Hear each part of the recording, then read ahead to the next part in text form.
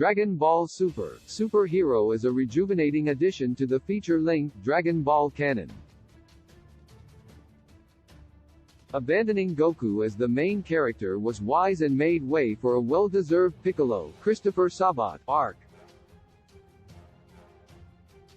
With the Namekian at the forefront and plenty of new characters, Dragon Ball Super: Super Hero feels like a condensed arc of the show, one that is void of filler. The 3D animation tends to come with the territory of releasing anime adaptations as theatrical releases, but the story is thankfully compelling enough to outweigh the glossy look. The levity ushered in with Dragon Ball Super was initially jarring to viewers of Dragon Ball and Dragon Ball Z, and while the show is sometimes one joke past funny, Dragon Ball Super: Super Hero knows when to pull back the comedy and make room for drama and action. By the end of Dragon Ball Super: Super Hero, fans will feel both nostalgia and elation for the direction the franchise is going. When an offshoot of the Red Ribbon Army frees a young genius, the two parties strike a deal. The brilliant Dr. Hito, Zach Aguilar, will help rebuild Cell in exchange for unlimited funding for his own projects from the villainous Magenta, Charles Martinet. As the descendant of Dr. Juro, Dr. Hito is particularly well suited for the task at hand, and is also willing to overlook certain ethics in order to justify his role as the good guy. Piccolo investigates the kidnapping of Pan by the Red Ribbon Army and discovers Drive. Hito's Gamma 1 and Gamma 2 super-hero androids both prove to be formidable enough opponents to warrant a clash with the Z Fighters. With all hope lost, Magenta unleashes an unfinished Cell Max, and a rematch with Gohan will decide the fate of the world. Perhaps the number one thing going for Dragon Ball Super: Super Hero is the main character being Piccolo. With him as an audience conduit, fans are treated to a story not completely devoted to Super Saiyan mythology. Star Wars is to Jedi what Dragon Ball Z is to Super Saiyan, and at this point in the show, it is typically more interesting to stray from the franchise stalwart.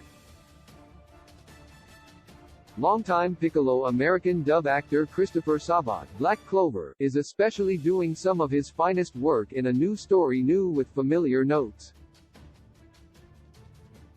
His interplay with Pan throughout the film sets up a truly heartwarming finish.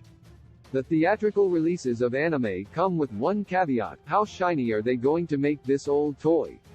The charm found on television is usually lost in movie adaptations, and the resulting product is often less than great.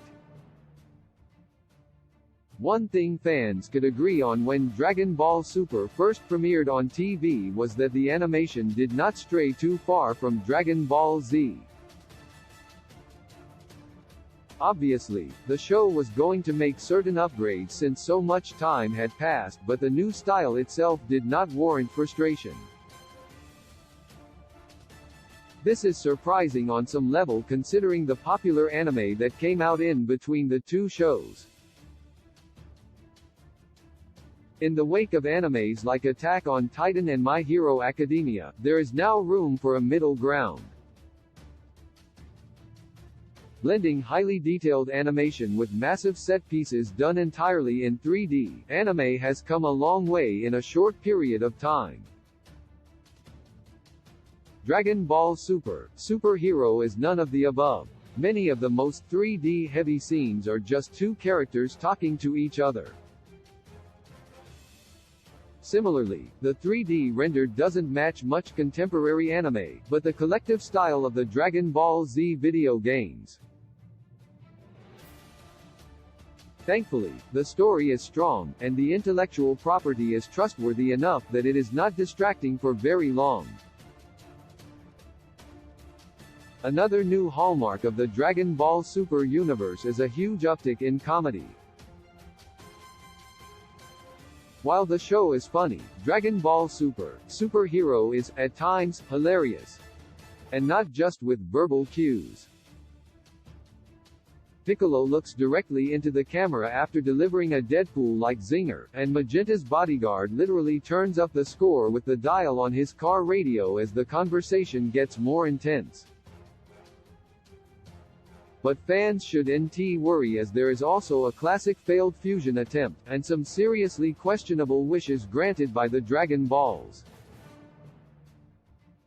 Dragon Ball Super: Superhero elevated what was already an upward trajectory in terms of comedy, and all praise to Shinran because they did it without a single joke about how much Goku loves to eat. The story and pacing of Dragon Ball Super: Superhero is the true champion. Coming in at just over an hour and a half, the feature does not waste time on filler or catching up the audience. The movie opens with all the information anyone interested in the series would need to get up to date. And well-worn tropes, like Gohan's inability to commit to being the strongest Z fighter, are dissected but not unwelcome.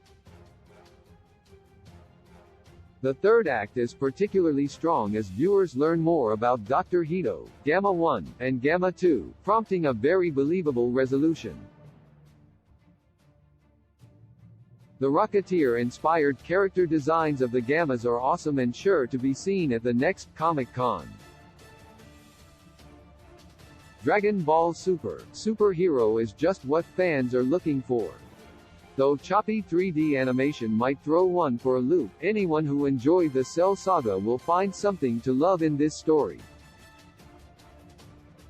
What the film does best is not alienate fans who have not seen Dragon Ball Super while serving those who do.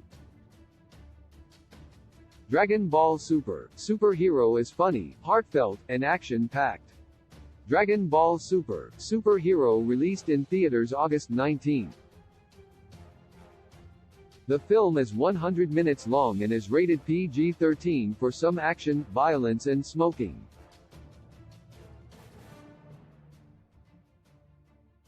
My heart returns to you.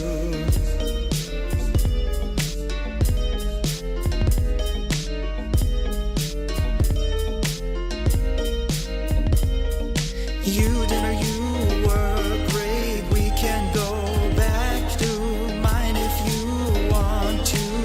You look so good, I want to do that. I must be tripping. God, catch my breath.